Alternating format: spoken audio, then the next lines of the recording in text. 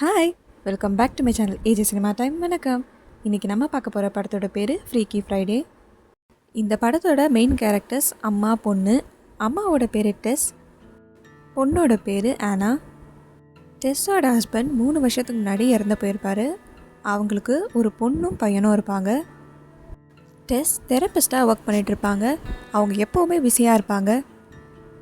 கொஞ்சம் மாதத்துக்கு முன்னாடி அவங்க ரயன் அப்படிங்கிற ஒருத்தரை மீட் பண்ணியிருப்பாங்க. அவர் கூட தான் இன்னும் 2 நாளில் இப்போ டெஸ்க்கு கல்யாணம் ஆக போகுது. ஆனால் அவங்க எப்படி கல்யாணம் பண்ணிக்கிறது, அவங்க பொண்ணான ஆனாக்கு பிடிக்காது.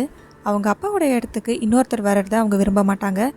அதனால் அவர்கிட்ட அவங்க பெருசாக பேசவும் மாட்டாங்க. அவரே பேச வந்தாலும் அவங்க அவாய்ட் தான் பண்ணுவாங்க. ஆனா ஸ்கூல் போயிட்டுருக்காங்க. ஆனால் அவங்க கிளாஸில் வைக்கிற எல்லா டெஸ்ட்லேயும் ஃபெயில் ஆகிட்டு தான் இருப்பாங்க. அவங்க நல்லா பண்ணாலும் அவங்களோட ப்ரொஃபஸர் அவங்களுக்கு ஃபெயில் மார்க் தான் போடுவார். அதுக்கு பின்னாடி ஒரு காரணம் இருக்கும். அது என்னன்னு உங்களுக்கு படம் பார்த்தா தான் புரியும். ஆனாக்கு சின்ன வயசுலேருந்து ஸ்டேசி அப்படிங்கிற ஒரு ஃப்ரெண்டு இருந்திருப்பா 6th ஸ்டாண்டர்ட்லேருந்து. ஆனால் இப்போது அவள் தான் ஆனாக்கு மிகப்பெரிய எதிரியாக இருப்பா. ஆனாவும் அவளும் இப்போ பேசிக்கிறது இல்லைனாலும் ஆனாவை ஏதாவது விஷயத்தில் மாட்டி விடுறது தான் ஸ்டேசியோட வேலையாக இருக்கும். அவளாலேயே ஆனா 2 தடவை டிடென்ஷன் ஆயிருப்பா. இந்த விஷயம் அவங்க அம்மாவுக்கு தெரிய வரும்.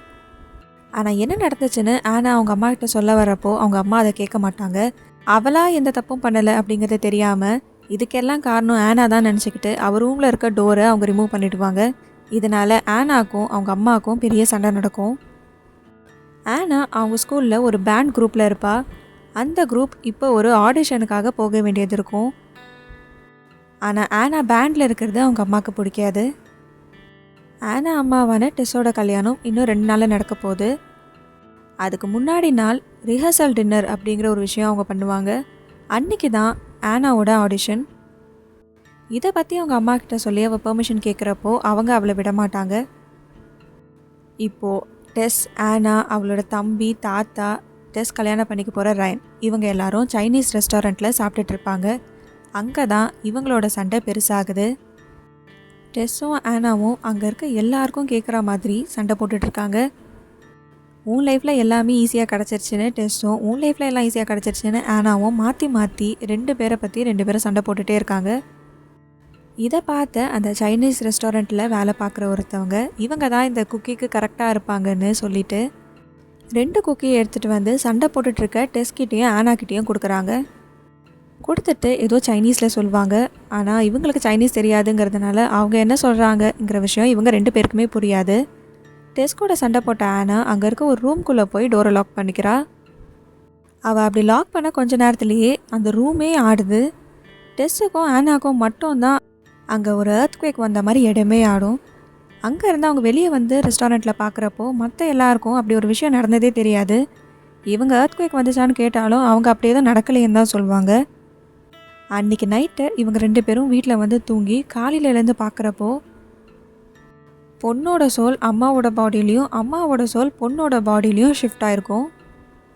இவங்க 2 பேருக்கும் எப்படி இது நடந்ததுன்னு தெரியல. இதை எப்படி திருப்பி மாற்றுறதுன்னு தெரியாமல் அந்த ரெஸ்டாரண்ட்னால தான் இது நடந்திருக்கு அப்படிங்கிறத புரிஞ்சுக்கிட்டு இப்போ மறுபடியும் அதே ரெஸ்டாரண்ட்டுக்கு போய் அங்கே ஒர்க் பண்ணுற ஒரு பொண்ணுக்கிட்ட இவங்களுக்கு நடந்த விஷயத்தெல்லாம் சொல்லி கேட்குறாங்க.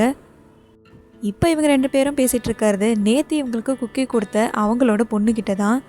அவங்களுக்கு இந்த வேலையை பண்ணது அவங்க அம்மா தான் அப்படிங்கிற விஷயம் தெரியும். அவங்க சைனீஸில் அவங்க அம்மா கிட்டே கேட்பாங்க, நீங்கள் தானே இந்த வேலையை பண்ணீங்கன்னு. அவங்களும் ஒத்துப்பாங்க.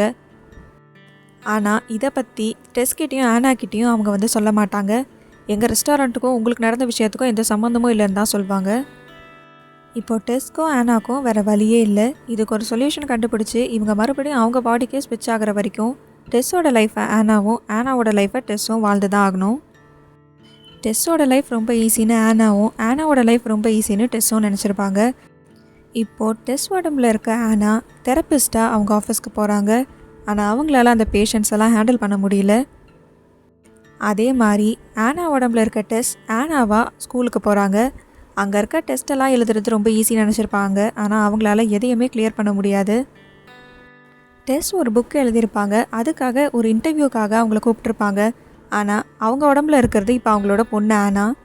அங்கே போய் அவங்க கேட்குற கொஷனுக்கெலாம் ஆன்சர் பண்ணாமல் அங்கே ஒரு பெரிய கலாட்டா பண்ணி கேர் ஃப்ரீயாக எப்படி வாழணும் அப்படிங்கிற மாதிரி அந்த இடத்தையே ஒரு காமெடி பண்ணி வச்சுருப்பாங்க. இந்த இன்டர்வியூவை ஆனாவும் ஜேக்கும் அவங்க ஸ்கூலில் இருந்து பார்ப்பாங்க. ஜேக் ஆனா ஸ்கூலில் ஒர்க் பண்ணுற ஒரு பையன். அவனை ஆனாவுக்கு ரொம்ப பிடிக்கும். ஆனால் இவங்க 2 பேரும் பெருசாக பேசிக்கிட்டது கிடையாது.